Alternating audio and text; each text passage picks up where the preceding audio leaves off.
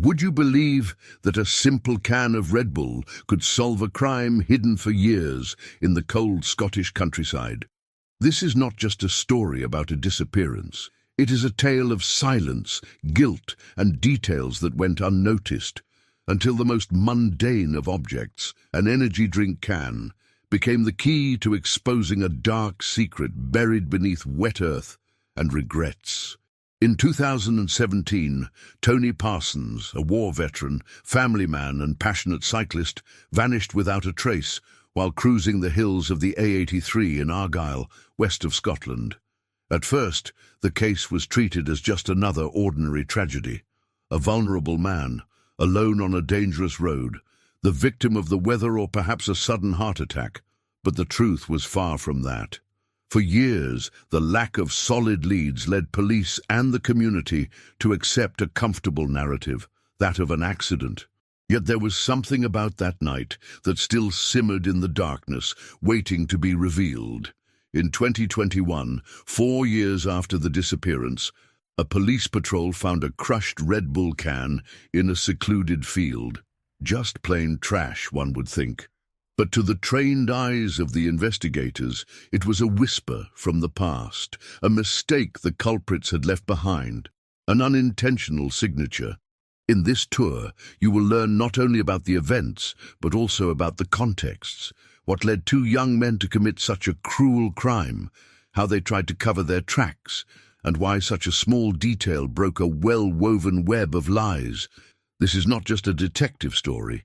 It is a dark portrait of human psychology, of the choices we make and the consequences that inevitably catch up with us, even when the world seems to have forgotten. And if you stay until the end, you will discover how the past always finds a way to cry out for justice, no matter how silent the crime may have been. On the cold night of September 29, 2017, Tony Parsons was cycling alone along one of the loneliest roads in Scotland. He was 63, a veteran of the Royal Air Force, a disciplined man with a firm routine who found his bike a refuge from ordinary life. He was dressed appropriately, wore a helmet, and knew the route well. His intention was simple: to ride from Fort William to his home in Tillicoultry, covering more than 100 miles. But that night, he didn't return, or the next day, or ever again, at least not alive. Tony's disappearance caused a silent wave of concern, small at first, then growing. This was no ordinary cyclist. Friends and family quickly alerted the police. This was not normal. He was responsible, organized, communicative. He always let people know where he was. The last recorded image of him was captured by security cameras around 11 p.m. as he rode through the small village of Bridge of Orchy. After that, nothing. No sign, no footprints, no calls. In the following days, search teams scoured the area using helicopters, sniffer dogs, and volunteers. Nothing was found but fog and road. The authorities thought he might have suffered a sudden illness, fallen from a cliff, or even gotten lost in the hills.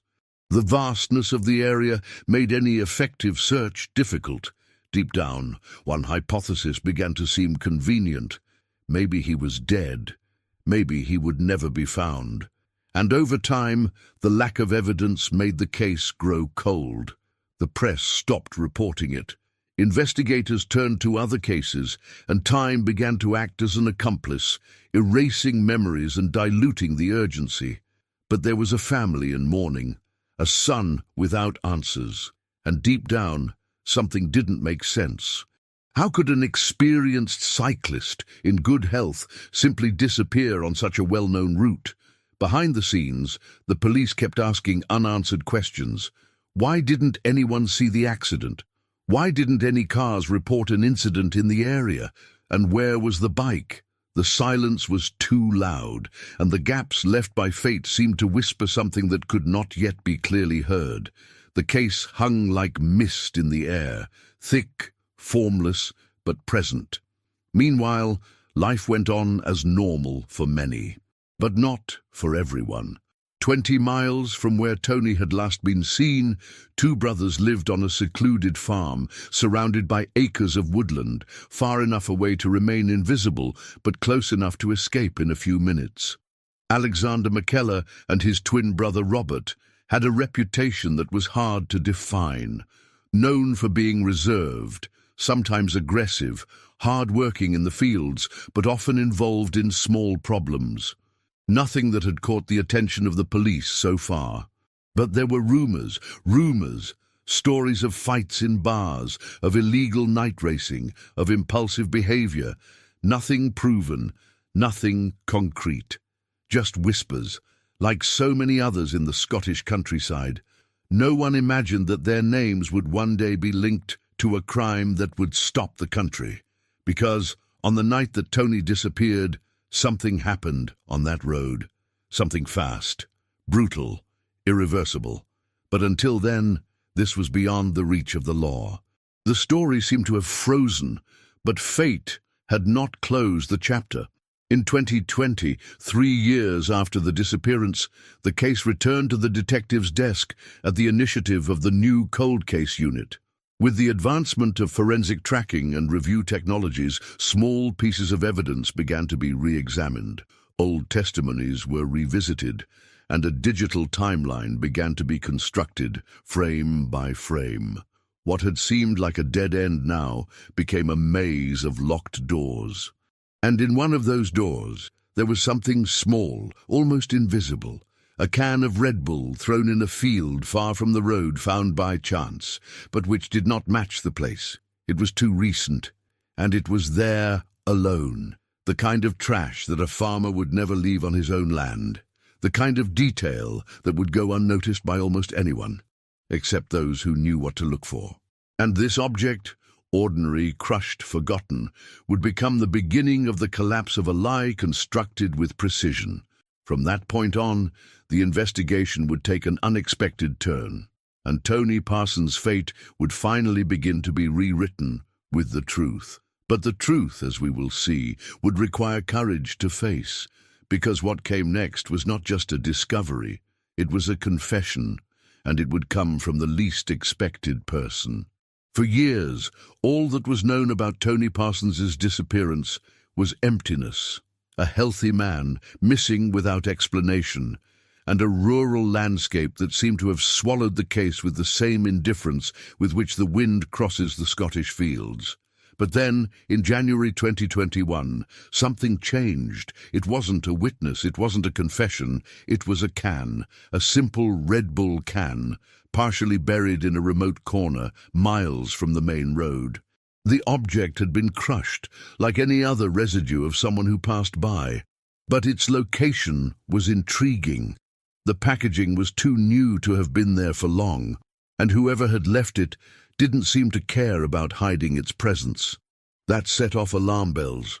The police, now armed with new technology and led by dogged investigators, began to consider the possibility that this field, this forgotten patch of land, might hold more than just trash.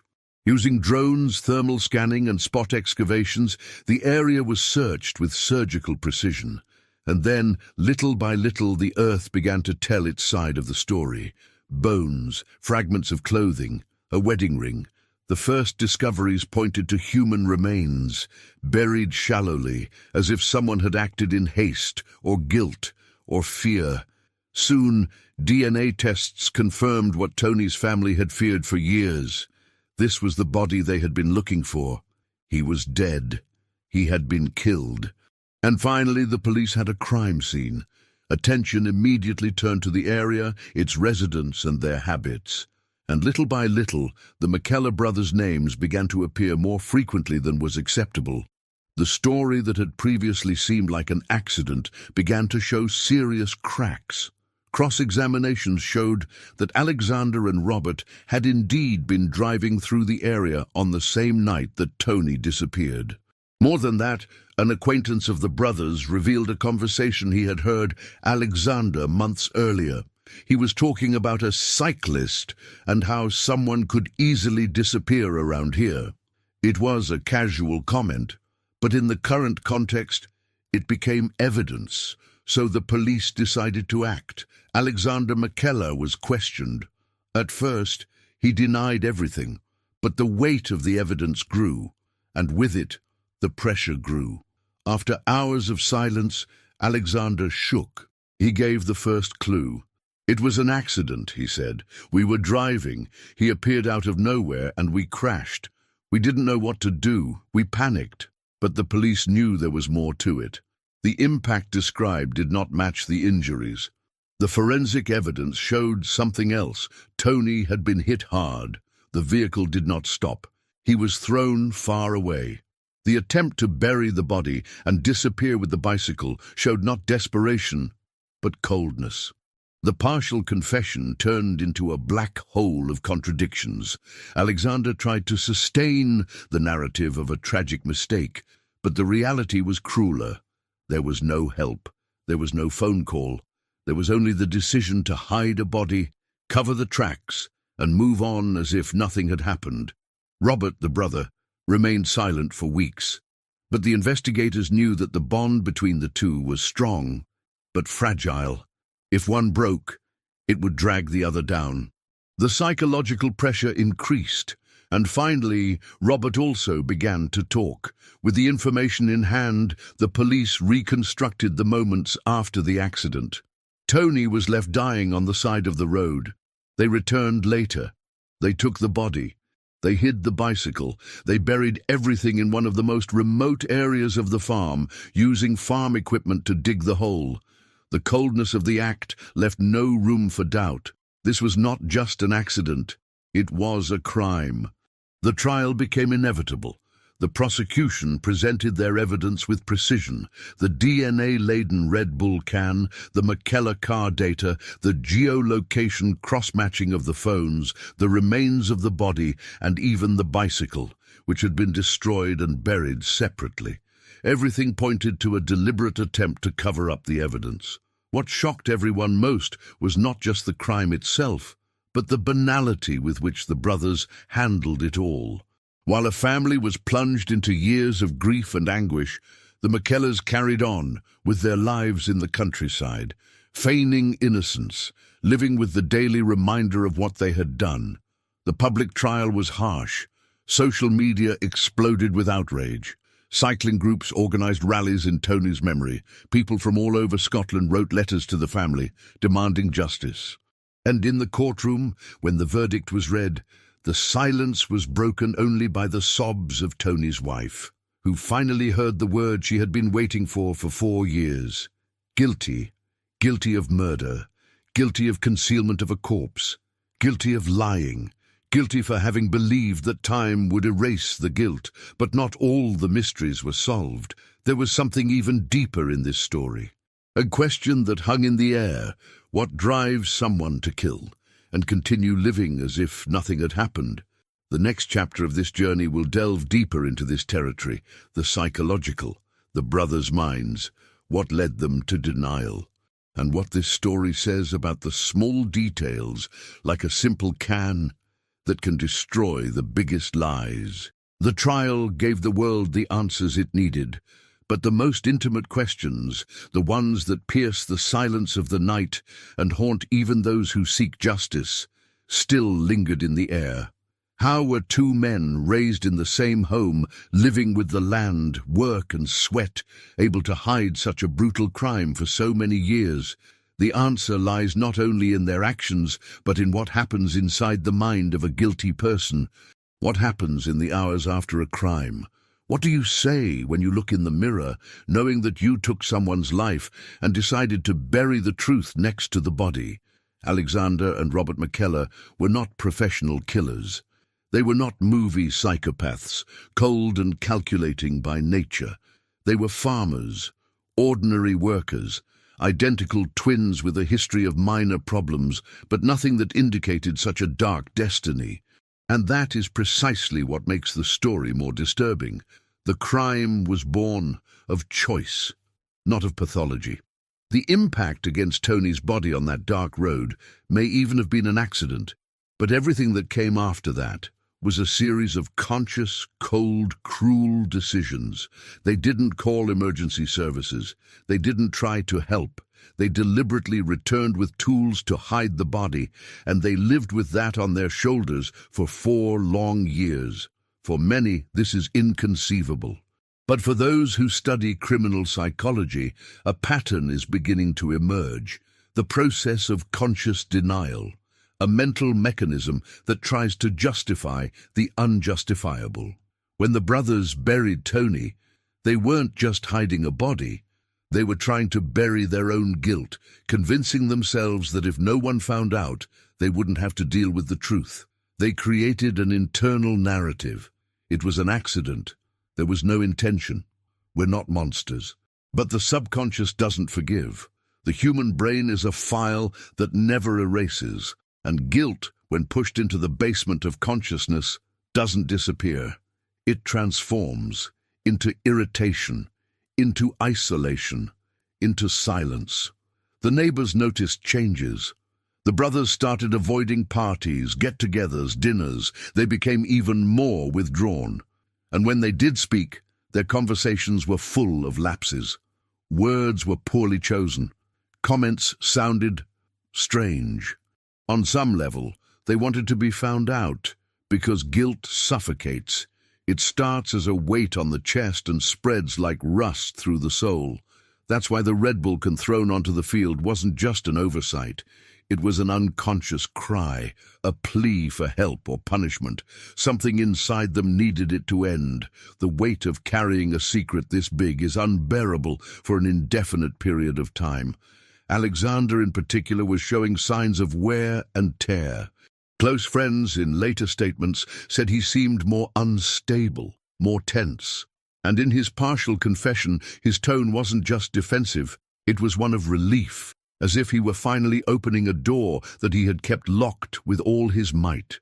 A guilty person's brain is in a constant state of alert. Every noise in the middle of the night, every siren, every knock on the door brings the possibility of exposure.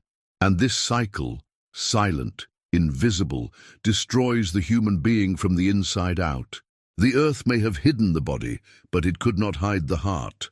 Over time, conscience takes its toll, and it takes its toll. But perhaps the most disturbing aspect of this story is not just the crime, nor the confession, but the fragile nature of the truth. For 4 years, all of Scotland believed a lie. A man was reported lost, perhaps accidentally killed, perhaps never found. And the guilty parties were right there, right next door, living among everyone, without arousing suspicion. This forces us to reflect.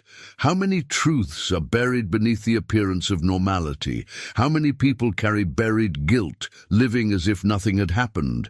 This story, like a cruel mirror, forces us to look not only at the McKellar brothers, but at human nature. Because evil often does not wear grotesque masks. It hides behind ordinary faces, polite smiles, familiar routines. Tony Parsons' crime was not just the loss of an innocent life.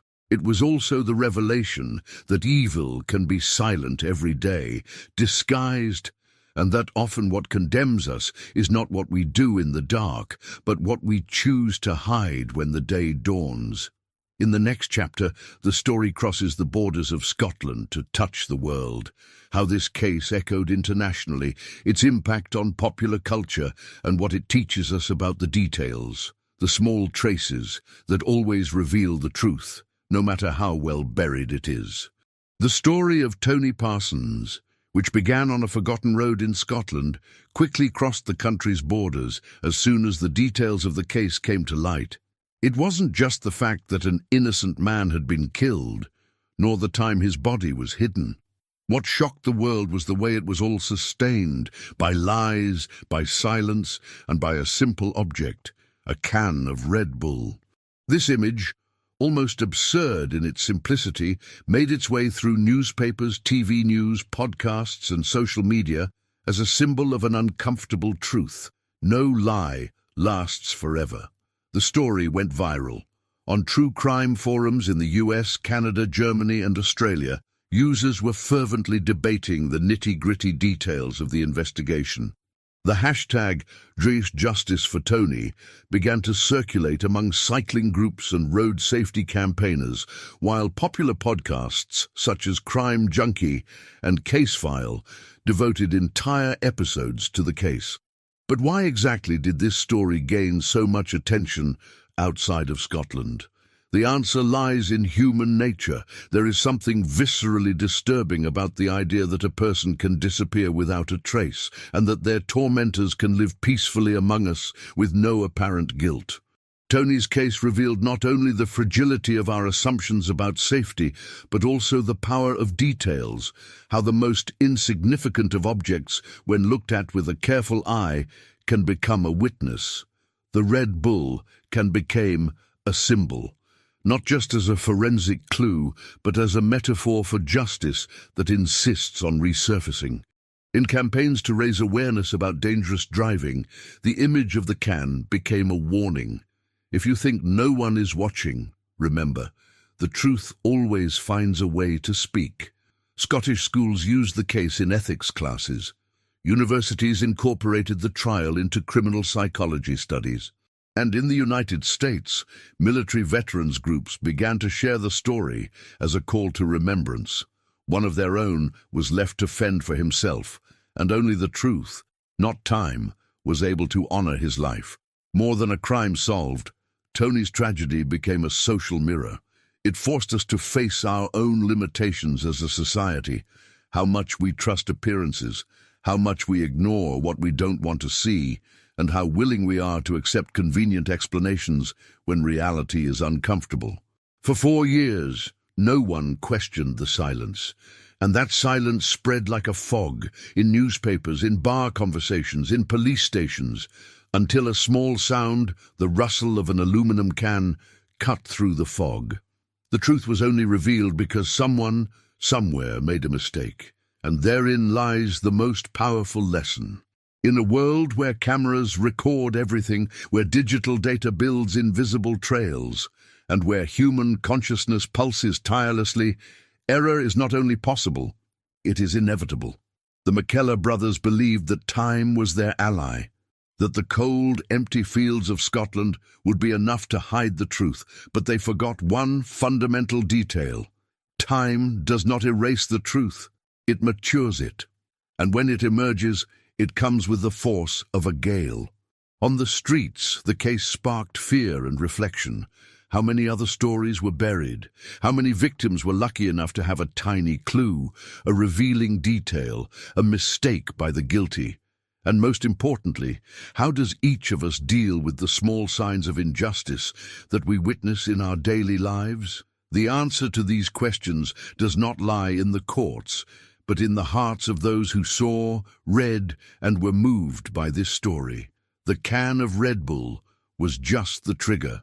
But what really had an impact was the revelation that even in the face of oblivion, the truth finds allies in the most unlikely places. Each step taken by the investigators, each cross-referencing of data, each revisiting of the statements, was like digging the earth with their own hands, not only to find a body, but to rescue the dignity of a life that they tried to erase. And the world saw it, felt it. The name Tony Parsons ceased to be just that of a missing veteran. It became a symbol of persistence, of justice, of vigilance, and the McKellar brothers, who believed they could go unpunished, became an example of how pride and silence are loyal partners in downfall. The case became an international lesson, not only about crime and punishment, but about humanity. It reminds us that justice, however late, is on the way, and that the small signs, ignored by so many, can be the key that unlocks the gates of deceit. In the next section, we will explore the effect of this crime on the local community and how it changed the way we look at others, not just as strangers on the road, but as someone whose life carries eternal value. Because in the end, this story isn't just about death, it's about memory. The crime that took Tony Parsons' life didn't just kill one man. It opened a deep wound in the soul of an entire community. A wound that doesn't bleed visibly, but throbs silently, throbbing on every corner where Tony used to smile, talk, cycle. Tillicoultry, the quiet Scottish town where he lived, would never be the same. In streets where silence once meant peace, it came to mean absence. In bars where people toasted life, glasses were raised in tribute to the loss. The mourning there wasn't immediate. It grew slowly, like a dark tide that invades everything without fanfare. In the first months after his disappearance, there was hope. The kind of stubborn, persistent hope that clings to every rumor, every uncertain piece of information.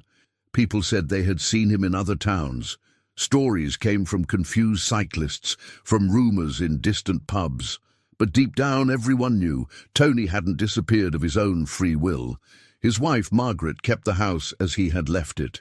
His clothes, his bike under the blanket in the garage, his favorite cup still in the cupboard. She said, he'll come back, and he'll want everything the way it was. But time, cruel and merciless, began to undermine this hope. Until the confirmation of the death, and mainly the revelation of the crime, brought not relief but a specific type of pain, the pain of consummated injustice. When the McKellar brothers were finally accused, the shock went through the city like a thunderclap in a clear sky. They weren't close to most people, but they were familiar faces. Twins who worked in the fields, who passed by the grocery store, who walked through the same places that Tony frequented. The revelation that they had lived among everyone as if nothing had happened awakened a deep type of fear, that of not truly knowing the person by their side. Schools organized debates on empathy and safety. Churches opened spaces for prayers and outbursts. Psychologists were called in to provide collective support. Because the community wasn't just mourning Tony, it was mourning its own lost innocence. Children who had grown up hearing that the world was safe were now asking uncomfortable questions. Parents were trying to explain the inexplicable. Tony's wife, now a recognized widow, became a symbol of strength. Her decision to stay in town, even after everything, inspired many. She didn't want revenge, she wanted remembrance. She wanted Tony to be not just the one who died unjustly, but the one who lived with dignity, and whose death rekindled the truth.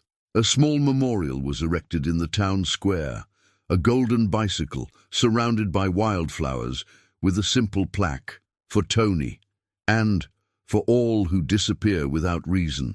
But the impact didn't stop there. The local police department set up a permanent cold case task force. Tony's case proved that no mystery is too small, no trace is too irrelevant, and that sometimes all it takes is persistence. The cycling community organized an annual event in his honor, a collective bike ride along the same route that Tony used to ride. Hundreds signed up. Faces were emotional, bodies were moving, and a respectful silence was broken only by the sound of the wheels spinning on the asphalt. And behind all of this, there was a powerful message. Even when evil tries to erase a life, memory can rebuild it. Tony's story began to be told not only as a tragedy, but as a warning, as an inspiration, as a symbol. And in the midst of the pain, something rare was born, spiritual vigilance. People began to pay more attention to each other. The community became more united, more present. Small gestures gained value, a nod, a good morning, a "Are you okay?" left on a neighbor's doorstep. Because now everyone knew, evil doesn't warn you when it arrives. It hides, it disguises itself, and it can only be defeated by the light of an awakened community. For the McKellar brothers, the conviction was the end of a road built on lies. For the Tillicoultry community, it was the beginning of a more alert, more honest life. A silent pact was made there. No more people would disappear in silence, and Tony's name, once just a statistic, is now remembered as a milestone, a reminder that justice may be slow, but it never sleeps. In the next and final section, we'll see how this story can teach the world something profound, about vigilance, truth, and how even the smallest details can transform entire lives and save others from the darkness.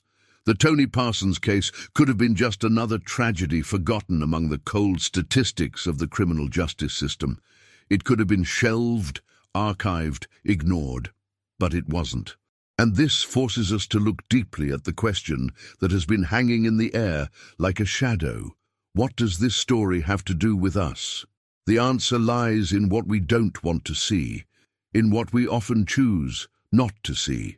A man disappears. No one sees. Two guilty people live normally for years. No one notices. An entire community unwillingly accepts an incomplete version of the story, until something small, a can, changes everything.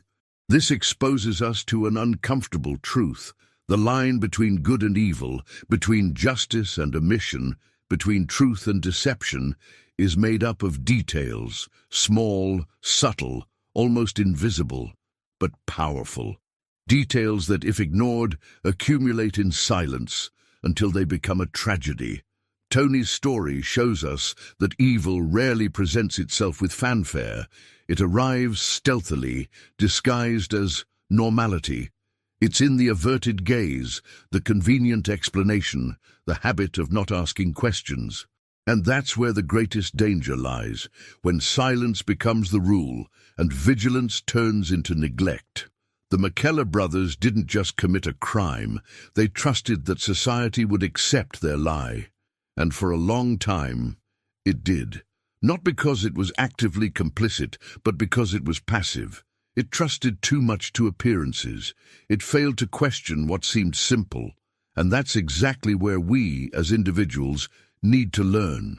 Truth doesn't stand on its own. It needs attentive eyes, willing ears, voices that won't be silenced. The can of Red Bull wouldn't have said anything if no one was paying attention. But someone saw it, and someone questioned it, and someone acted. That's how justice is born. From discomfort, from insistence, from the refusal to accept that evil can simply go unnoticed. This story provokes us. How many cans are before us right now, at this very moment? How many clues? How many signs? How many faces hiding screams behind smiles? We live in a time where information is readily available, but discernment seems scarce. Where we judge quickly, but listen little. Where we see everything, but perceive almost nothing. The story of Tony Parsons, more than a solved crime, is a call to moral vigilance. It invites us to look more closely at what seems ordinary, to ask questions, to listen more deeply, to care for others, even if they seem strong, even if they say they are fine. Because the road where Tony rode that night, cold, empty, seemingly safe, can be a metaphor for the life many of us travel. We are all following paths, some with light, others with shadows, and at every turn, the truth may be ignored or buried. That is why we need to be more than observers. We need to be guardians of the truth. History gives us a clear example. Small details matter. Gestures matter. Inconvenience matters. Silence, when complicit, becomes one of the most deadly instruments of injustice. The case touched the world because it is profoundly human. Because we all know someone like Tony, kind, disciplined, familiar. We've all trusted appearances, and we've all at some point ignored signs that could have changed everything. This is the final plea, that we don't let any more stories like this pass us by without taking action, that we be the eyes that see what others ignore, that we be the ones who ask questions, the ones who aren't satisfied with weak versions, the ones who protect the invisible. Tony couldn't come back. But his story comes back now every time someone chooses not to be silent, every time a question is asked, every time someone decides to see, listen, act, and so he lives. And so, this story changes us. In the next and final block, the conclusion weaves together all the threads of this narrative with a message of hope and determination, so that Tony's memory will not only be remembered, but will become a beacon on the road for all who are still alive. Tony Parsons left home for a long bike ride and never came back. But his story, marked by silence, concealment, and ultimately justice, didn't disappear with him. She remained alive in the hearts of those who loved him, in the watchful eyes of those who refused to give up, and in the details that persisted in speaking even when no one else was listening.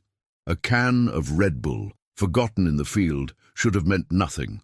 But in that story she meant everything. She reminds us that evil can be ingenious, but it is never perfect. It always leaves traces. It always stumbles on its own arrogance. It always believes that time is enough to hide the truth, when in reality it is time itself that reveals it. This is not just the story of a crime. It is the story of a man who became a symbol, a painful and necessary portrait of how the truth resists, even when buried under dirt and lies, of how the weight of guilt always presses on the shoulders of the guilty, even when they feign lightness. But it is also a story about choices, the choice to look more closely, to care, to act in the face of discomfort, to not accept silence as an answer, because today it was Tony.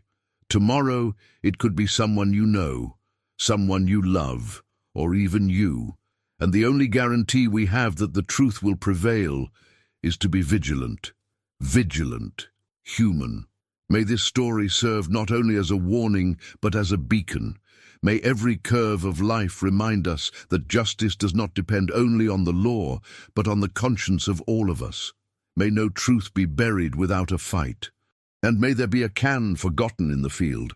There also be someone willing to ask, why is it there? Because that is how the world changes. One detail at a time, one truth at a time. A memory that refuses to die.